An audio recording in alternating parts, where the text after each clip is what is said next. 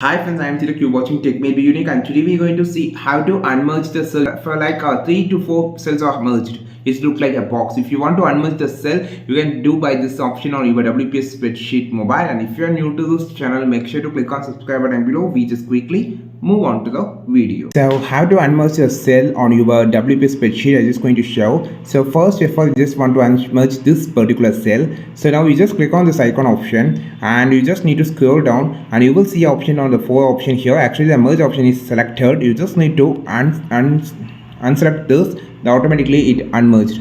The same process for everything. Just click on this unmerge option. It automatically unmerged the cell. So now you can just make it the same process for everything. If you just need to select a long form of cells to be unmerged, the same process, click on select every cells and just untick this.